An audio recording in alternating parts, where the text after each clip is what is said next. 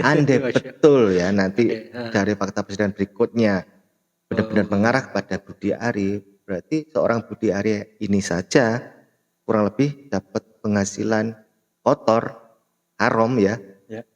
Yang dari bisnis haram jadi bisnisnya haram, pendapatan itu suapnya gitu ya, haram juga. Ini jadi haram kuadrat gitu.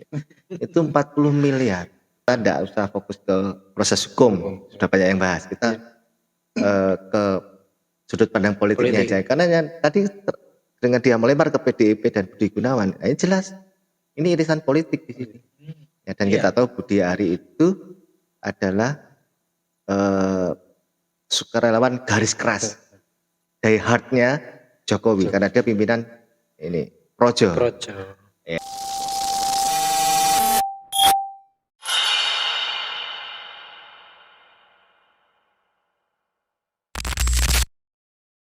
Assalamualaikum warahmatullahi wabarakatuh. Waalaikumsalam warahmatullahi wabarakatuh.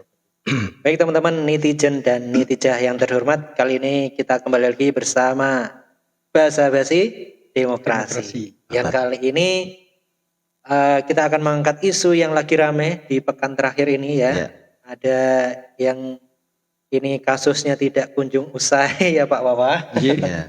Kasus apa itu? Tidak lain dan tidak bukan adalah dugaan ijazah palsu dari Joko Widodo yang ternyata hari ini masuk babak baru, yaitu Barreskrim Mabes Polri mulai memeriksa terlapor Joko Widodo. Nah, lantas bagaimana kelanjutannya? Kita bahas analisnya di kesempatan kali ini. Dan juga ada satu kasus lagi yang menarik nih, Pak Amin dan juga Pak Wawa ya, yaitu terkait dengan kasus judol yang melibatkan beberapa mantan pegawai Kementerian Kominfo yang ternyata dari fakta persidangan itu mengarah ke orang yang tidak sembarangan ini, mantan Menteri Kominfo juga di era Joko Widodo yaitu Budi Ari, yang ternyata diduga dia mendapatkan 50% fee-nya dari menjaga situs judi online ini. Bayangkan kalau di dalam berita itu sekitar 60 miliar per bulan jatahnya. Uang apa itu Pak Wawa ya? Uang tenanan. Uang tenanan. 60 miliar per bulan. Bayangkan kerja apa kita dapat 60 miliar per bulan. Itu diduga. Lah, seperti apa pembahasannya sangat menarik sekali untuk kita ikuti dan kita komentari tentunya. Baik Pak Wawa, kita mulai dari mana ini Pak Wawa? Betul. Kita awali dari sudut pandang politik. Wah, langsung politik nih nampaknya ya. Karena kasus ini tidak lepas dari bau-bau itu, karena menyangkut mantan pejabat publik. Iya, pejabat publik. Mantan memang tak selalu indah ya. Betul. Dan selalu menyakitkan. Selalu menyakitkan itu yang pasti. Iya. Ada beberapa pertanyaan Pak Amin.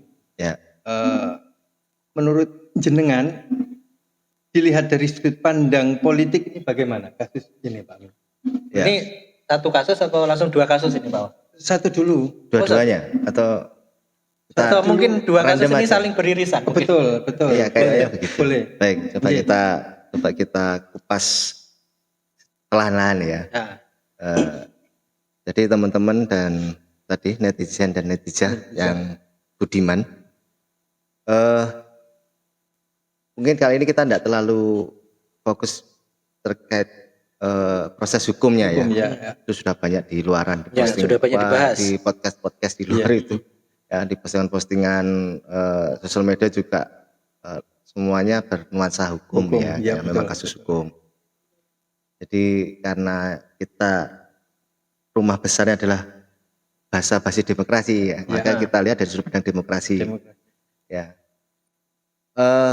Ketika suatu permasalahan yang secara logika, secara rasional itu sebenarnya perkara sederhana, mudah untuk diselesaikan, tetapi kemudian pada fakta dan realitanya itu menjadi berbelit, rumit, seolah-olah itu tidak berujung. Tadi katanya Mas Hos ya, Mas Bayu, seolah-olah tidak ada ujungnya. maka diduga kuat ada persekongkolan jahat di belakang. Ndak cari wong Jawa ndak maton. Atau mungkin kalau wong Jogja itu opo tumon gitu ya. Nggur perkara ijazah palsu lain jane gak palsu duduhno wae sing ngasih kan beres. Tunjukkan aja yang ngasih, kenapa harus. Ini kan kasus ijazah ini itu kan bermula sejak tahun 2022. Berarti kan betul, 3 tahun yang lebih. Betul, Pak. Dan kita semua sudah tahu makan korban 2 orang yang sudah menjalani masa hukuman, satu sudah bebas, satu masih berada di penjara, yaitu Bambang Tri ya, dan Gus Nur ya, yang sudah bebas beberapa hari yang lalu. Nah ini kemudian tidak selesai ternyata waktu itu, dan semakin kesini semakin muncul lagi bukti-bukti kuat ya, ini secara hukum ya, yang dipicu oleh ini pendapat atau podcastnya Bang Rismon Hasihol Sianipar ya, yang sebenarnya mengkritisi deskripsinya awalnya gitu ya, tapi kemudian ya bola panas bergulir sampai muncul kantor dari si Dian Sandi itu ya, yang kader PSI itu, yang NTB, yang justru menunjukkan ijazah aslinya, foto aslinya di TikTok gitu ya, di X ya, dan kemudian ini di belakang hari justru kontra dengan pengakuan Jokowi yang mengatakan dia hanya akan menunjukkan ijazah aslinya itu dengan perintah persidangan, atas perintah hakim dalam persidangan gitu ya. Tapi barusan ngomong gitu, besoknya ditunjukin ke wartawan meskipun nggak boleh difoto. Terus kemarin dikirim ke Baris Krim gitu ya. Padahal belum sidang itu ya. Tapi Jokowi kan memang terkenal dengan tagline-nya ya, sen kiri belok kanan. Ya, dan kemudian judul yang beberapa bulan yang lalu terungkap ya, melibatkan sekian banyak pegawai Kominfo dan beberapa orang di luar Kominfo tapi terlibat dalam kasus ini ya, dan mulai kemarin sudah disidang ya, persidangan awal sudah berjalan, dan dari fakta persidangan dan juga dari keterangan jaksa ya, kejaksaan yang menuntut kasus ini, didapatkan bahwa ada keterangan dari terdakwa ya, bahkan sejak ketika menjadi tersangka ya, pada proses lidik itu oleh pihak Polri ya, Baris Krim, itu muncul keterangan bahwa Budiari ya, Menteri Koperasi hari ini di era Prabowo, tapi dialah yang waktu itu menjadi Menteri Kominfo ketika kasus ini terungkap gitu ya, itu disebut-sebut ya di dalam itu berkas perkara itu disebut-sebut. Ini bukan saya yang ngomong ya, tapi kita kutip dari media, dan media mengkutip dari keterangan kejaksaan ya, bahwa dia mendapatkan jatah 50% dari setoran setiap situs judi online yang seharusnya di take down oleh Kominfo waktu itu, tetapi dipelihara. Dibina. Bukannya dibinasakan tapi malah dibina karena setor. Dan ya mungkin ini untuk memantik ingatan publik, karena ini kan sudah sekian bulan yang lalu ya kasusnya terungkap. Itu yang dipelihara oleh Kominfo waktu itu, situs judi online itu yang tidak di take down itu berjumlah 10.000 situs. 10.000 situs. 10.000 situs. Dan ini setoran 50%. Dan setiap satu situs itu setiap bulan itu untuk menjaga tidak di take down itu setor kurang lebih 8 juta. Berarti kalau ada 10.000 itu ada 80 miliar per bulan. Nah, andai betul ya nanti dari fakta persidangan berikutnya benar-benar mengarah kepada Budi Ari, berarti seorang Budi Ari ini saja kurang lebih dapat penghasilan kotor haram ya, yang dari bisnis haram jadi bisnisnya haram, pendapatan itu suapnya gitu ya haram juga, ini jadi haram kuadrat gitu ya. Itu 40 miliar. Tapi ya kita lihat secara secara terbuka Budi Ari dari kabar terakhir yang kita ikuti membantah. Sekali lagi dia membantah dan justru hari ini dia melemparkan bola panas itu ke kubu PDIP karena dia dalam salah satu ada 2 media online ya yang merilis perkataan keterangan Budi Ari ini bahwa ini ulah Budi Gunawan, Menko Polkam hari ini. Iya, Ya, atau mantan bukan Budi Gunawan itu mantan ini BIN ya, BIN ya di era Jokowi ya, di era Jokowi kemarin dan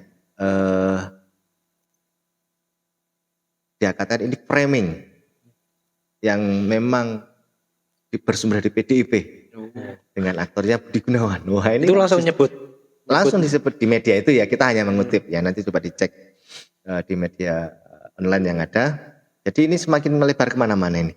Ya. Saling serang ya. Ya. Nah ini makanya tadi saya setuju dengan Pak Wawa, kita tidak usah fokus ke proses hukum, sudah banyak yang bahas. Kita ke sudut pandang politiknya aja. Karena yang tadi dengan dia melempar ke PDIP dan Budi Gunawan, ini jelas ini irisan politik di sini. Ya, dan kita tahu Budi Ari itu adalah sukarelawan garis keras, die hardnya Jokowi karena dia pimpinan ini Projo. Ya, pimpinan Projo dan dia terbukti kembali masuk ke kabinetnya Prabowo dan ya diduga kuat itu titipan Jokowi ya untuk menjadi kepanjangan tangannya di pemerintahan Prabowo. Jadi memang lebih menarik kalau di podcast kita sekarang ini kita lebih fokus ke aspek politiknya. Karena memang irisan politiknya sangat kuat ya. Jadi kalau ijazah palsu jelas lah, itu ijazah palsu dugaan itu kan terkait dengan ijazah yang dimiliki oleh mantan wali kota Solo, mantan gubernur Jakarta, DKI Jakarta, bahkan mantan Presiden Indonesia 2 periode yaitu Saudara Joko Widodo. Ya. Dan karena sudah berlangsung lama berbelit-belit, maka kita juga kuat ada sesuatu yang disembunyikan, ada sesuatu yang coba untuk ditutup-tutupi untuk menyelamatkan entah aib, entah kepentingan besar apa. Yang jelas tadi kita sebut di awal, kalau ada persoalan yang secara logis, rasional mudah diselesaikan tapi ternyata kok berbelit, pasti ada persekongkolan jadi. Belakang kita duga kuat ya. Pastinya 99,99%. Apakah ada saling sandra mungkin? Iya. Saling sandra kepentingan. Ada dugaan ini Pak. Apakah ini kalau jenengan tadi bilang, ini kok angel-angel nek pancen enggak itu ditunjukkan aja toh. Iya. Tapi kok diulur-ulur atau ada dugaan gini Pak Amin. Ini justru menjaga kelanggengan kontroversi ini. Untuk menutupi isu yang lain gitu ya. Iya betul. Ada mungkin dugaan banyak analisis seperti itu banyak dari para pengamat ini banyak yang bilang ini sengaja digoreng sama pihak Joko Widodo untuk mempertahankan eksistensinya di lini masa ya, di online ya, di pemberitaan-pemberitaan untuk memarahi opini publik ya. Ya minimal masih ingat bahwa ada Joko Widodo dan yang jelas ini bukan kepentingan langsung Joko Widodo, pasti ini terkait dengan prospek si Barep Raka Buming Raka Gibran ya, yang sudah sangat santer digadang-gadang untuk maju Pilpres ya 2029 sudah. Yang memang visioner sekali. Iya, jadi ini ada analisa ke situ ini untuk menjaga ya supaya publik tetap ingat lah. Biar diomong terus ya. Terus jadi omong kan itu teori komunikasi massa kan ya. Branding lah, branding. Perkara yang diingat yang jelek-jelek dia nggak peduli. Yang penting orang masih ingat, ngomongin. Dan karena kemudian untuk kasus yang kali ini Jokowi sebagai orang yang kembali menjadi sipil biasa kan sudah bukan pejabat publik ya, itu dia ternyata ngeladeni dan kembali menyerang ya dengan melaporkan pihak-pihak yang menuduh ijazahnya itu palsu. Makanya kemarin dia gantian melaporkan ya dan dia melapor tanggal 15 April ya, terus dalam waktu kurang dari 1 bulan ya, itu sudah langsung diproses ya. Sementara TPUA itu melapor sejak Desember, justru diproses lebih belakangan. Ini ada apa ini? Dan kemarin terkait dengan upaya meminta keterangan, para pelapor itu justru mereka diminta keterangan itu berjam-jam. Betul. Sampai 17 jam, ada 13 jam. Ya. Tapi justru yang dilaporkan yaitu Saudara Joko Widodo ini hanya 1 jam. Cukup 1 jam. Tadi hari ini hanya 1 jam dengan dua pertanyaan. Berarti paling pertanyaan, sampai sudah makan sudah, ya, sehat, gulanya baik, ya. Masa yo pilihan ganda, tekanan darahnya tinggi rendah, gitu ya. IQ ketinggal digorong-gorong. Mungkin pertanyaannya singkat, jadi 1 pertanyaan cukup 2 menit.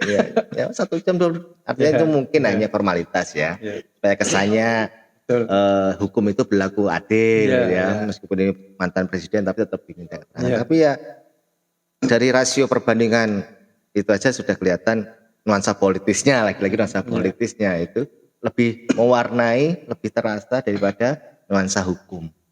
Jadi ada arah ke situ memang, dan banyak juga dugaan-dugaan yang lain kenapa kasus ini begitu sulit, karena ya kemarin sempat kita bahas juga meminjam statementnya Pak Mahfud ya dalam salah satu podcast beliau itu. Jadi sebenarnya banyak kasus nasional yang kalau itu diungkap sampai akar itu akan memakan orang-orang penting dalam jumlah yang masif, massal. Bahkan nanti kalau itu diungkap semua, negara ini kolaps. Karena pejabatnya kena semua. Kekosongan. Ya, seringkali kasus-kasus yang diduga itu akan mengarah pada ring 1 lah. Ya, orang-orang penting itu akan diminimalisir, dieliminir cukup pada ring 3 yang ya mungkin kalau ini ya mantan pegawai Kominfo dikorbankan. Kalau Budi Ari ya kita tunggulah. Karena dia sudah menyerang sesama menteri, Budi Gunawan, dia sudah menyerang partai pemenang pemilu PDIP. Ya, kalau saya boleh juga lagi-lagi mengutip ya, jadi biar saya nggak disalahkan netizen ini, apalagi nanti dibidik sama yang punya bendungan ya. Goreng. Iya, ini saya cuman mengutip aja pernyataan dari beberapa pengamat ya terkait ini itu sebenarnya tinggal Pak Prabowo aja sebenarnya. Pak Prabowo bilang selesai ini barang. Cuman kan kita enggak pernah dengar nih komentar. Cuman kalau kasih jasa kemarin sempat ya dia ngomong kok masih aja mempermasalahkan masih jasa. Ya jelas dipermasalahkan lah. Kalau ijazah saya enggak masalah dipermasalahkan itu orang enggak mau tahu. Ijazahnya jenengan enggak, orang enggak peduli. Ini ijazahnya mantan presiden. Orang penting. Jadi logika dunia itu akan terbalik-balik. Bagaimana mungkin andai betul ijazahnya palsu kok bisa lolos mulai KPUD ketika dia calon wali kota Solo sampai jadi 2 periode, lolos di KPUD Jakarta, di DKI Jakarta sampai lolos jadi gubernur, bahkan lolos di KPU nasional ya KPU pusat sampai lolos jadi cawapres sampai jadi capres sampai 2 periode. Kok iso gitu loh ya, dengan berbagai kejanggalan yang kita dengar ya dari keterangan para pelapor itu. Maka ini benar-benar menantang akal sehat publik ya terkait 2 permasalahan ini. Semakin mempertegas memang demokrasi itu butuh basa-basi. Nah itu artinya orang-orangnya produk demokrasi nih. Jadi gini, kalau kita ngomong hierarki gitu ya, demokrasi itu kan sistem negaranya kan demokrasi ini. Maka sistem hukum, sistem pendidikan, sistem ekonomi, sistem itu semua kan derivat ya, turunan dari demokrasi ini. Artinya ketika di bidang kesehatan banyak masalah kemarin, ya ramai juga macam-macam masalahnya ya, mulai dari pelecehan dokter-dokter spesialis itu ya, terus kemudian dari statement kemarin ini ribut antara Menteri Kesehatan dengan ID dengan IDAI ya untuk dokter anak Indonesia itu dan masih banyak ya kasus bunuh diri yang katanya bunuh diri, ternyata bukan bunuh diri dan seterusnya, itu belum selesai. Plus ini kasus kemarin TBC itu, jujur Bapak TBC itu kan di bidang kesehatan bermasalah. Lalu di bidang pendidikan, MBG ya, terus ijazah palsu gitu ya, terus profesor-profesor honoris itu ya, honoris causa itu banyak. Terus perubahan lagi kurikulum gitu ya, itu bermasalah. Lalu di bidang pendidikan, kesehatan sudah, bidang sosial apalagi sosial kemarin muncul itu satu grup FB anggotanya 32.000 yang ternyata hubungan sedarah itu Pak, baca nggak? Incest itu ngeri sekali itu. Ada komunitasnya ribuan 32.000 FB itu setelah dulu FB yang LGBT gay ya, tapi kan banyak anggotanya ternyata masih usia SMP. Ya Allah. Itu sosial ya, belum kasus-kasus lain ya. Hukum apalagi politik, apalagi korupsi, intinya betul. Maka ketika sistem-sistem turunannya ini kok bermasalah semua, bobrok semua, ini kan nggak mungkin nggak ada kaitannya sama sistem induknya, yaitu demokrasi. Artinya memang ketika sebuah sistem itu menurunkan sistem yang ternyata dalam proses berjalan itu busuk semua ya. Ini jangan-jangan memang sumber utama ini busuk ya. Bobrok ini demokrasi. Jadi arah kedua kasus itu sudah terbaca ya Pak?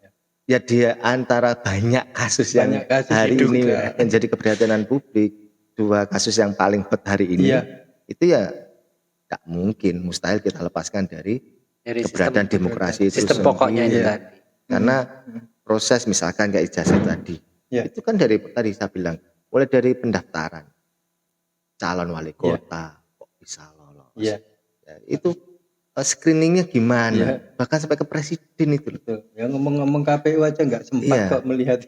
Dan yang saya sedikit prihatin itu kok tiba-tiba Megawati itu ya sudah, kalau memang ada tunjukkan dulu. Dia memang dulu enggak ngecek.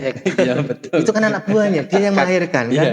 Ibu ideologisnya, pegawai partai, ibu politiknya, katanya itu ibunya yang non biologis ya. Jadi itu kok bisa punya anak yang diduga nakal seperti kok baru sekarang dia, kalau ada tunjukkan dulu. Memang dia nggak tahu dulu.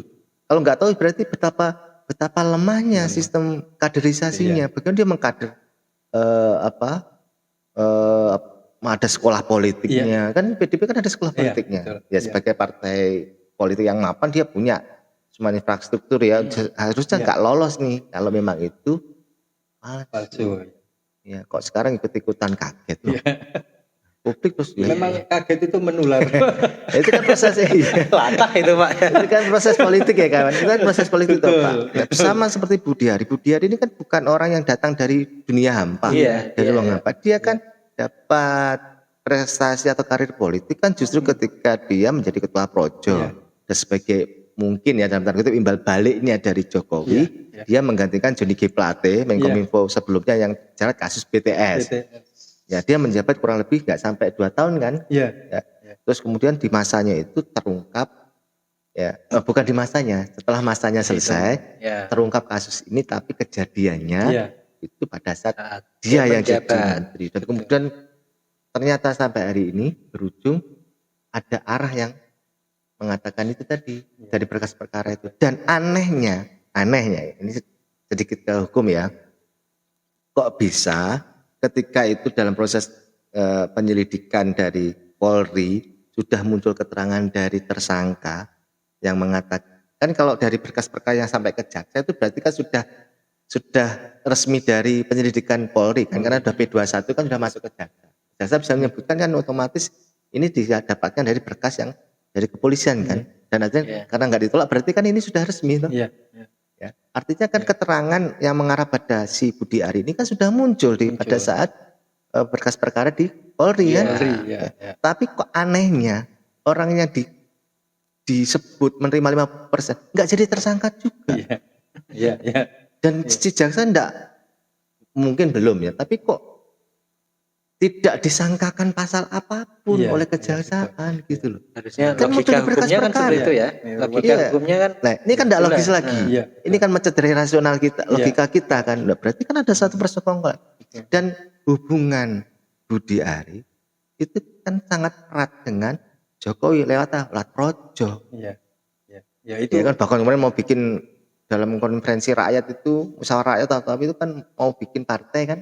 Projo mau berubah jadi partai, tapi kan karena kasus meledaknya judul nggak jadi. Jadi ya nggak bisa lepas dari politik rootnya demokrasi politik ini. Demokrasi yang benar-benar busuk dari diduga. Dulu ya. Kita analisa dengan sangat kuat itu. Ya ini pasti bobroknya dari sumbernya. Ini kan turunan semua ini. Betul. Nah, sekarang kalau dilihat Pak Amin, ini apa konklusi bagaimana dari sudut pandang politik Islam pencegahannya itu seperti apa? Iya, sudut pandang Islam ya. Ini butuh 1 semester. Nah, cuman begini, supaya enggak penasaran kita kulik dikit ya. Kita spoiler dikit lah. Nanti mungkin akan kita bahas minggu depan ya. Iya. Mungkin Siap. Kita bahas secara spesifik. Iya. Artinya karena ini tadi kita bilang sumbernya demokrasi. Ya. Berarti kalau kita tinjau dari sistem politik dan demokrasi, itu kan ada sosialisme ya atau sosialistik ya, pemerintahan sosialistik seperti Cina, seperti Rusia dulu ya, atau Korea Utara hari ini, Vietnam ya, Kamboja gitu. Dan sistem politik Islam. Kalau yang sosialis nggak usah kita bahas lah. Ini lebih buruk daripada demokrasi ya, jadi monarki lah atau ada monarki. Kalau sosialistik itu biasanya otoritarian. Agak mirip-mirip lah dengan monarki gitu ya. Nggak usah kita bahas, jelas lebih buruk dari demokrasi. Karena demokrasi dulu kan dimunculkan untuk menyembuhkan ini kan, mengatasi masalah dua ini. Nah, kita tinggal punya pandangan Islam. Yang jelas pandangan Islam pasti berbeda lah dengan demokrasi. Penonton penasaran? Ya. Tunggu minggu depan. Sayang sekali waktunya sudah di warning tadi sama Mas sutradara. Ya, tentunya dari sekian banyak keberobokan kerusakan yang ada, kita kan nggak berhenti pada kerusakan yang ada. Kita butuh solusi yang konkret yang bisa menyelesaikan segala permasalahan yang ada. Maka ada tawaran solusi menarik dari Islam itu seperti apa? Lah ini perlu pembahasan khusus ya. Kita akan bahas khusus terkait dengan politik yang ada saat ini seperti apa solusinya. Karena sudah tentu pasti kerusakan yang sistematis yang di mana-mana ada dan itu jumlahnya banyak. Itu pasti karena kerusakan sistemnya. Enggak mungkin kerusakan orangnya. Orang kok berjamaah kan itu ya. Berarti ini benar-benar memang rusak sistemnya. Kalau memang sistem ini sudah rusak, masuk ya kita harus bertahan kan. Makanya kita bikin basa-basi demokrasi. Biar publik tahu demokrasi ini penuh basa-basi. Hasilnya kan cari wong Jogja tai kebu. Tit ya nanti disensor Mas. Kalau basi itu pasti basah. Kayak segone basi itu basah. Salahan basah. Baik, itu ya. Itulah bagaimana kita dipertontonkan kerusakan yang luar biasa. Dan tidak menutup kemungkinan pekan depan juga ada kerusakan yang akan ditampilkan juga. Namun kita tidak berhenti di kerusakan itu, kita harus berpikir, kita bersama-sama tentukan solusi yang terbaik seperti apa, tawaran Islam seperti apa. Jangan kemana-mana para netizen dan nitijah. Kita jumpa lagi di pertemuan selanjutnya. Assalamualaikum warahmatullahi wabarakatuh. Waalaikumsalam warahmatullahi wabarakatuh. Teman-teman netizen dan nitijah, jika obrolan kita bermanfaat, jangan lupa like, komen, dan juga subscribe channel ini.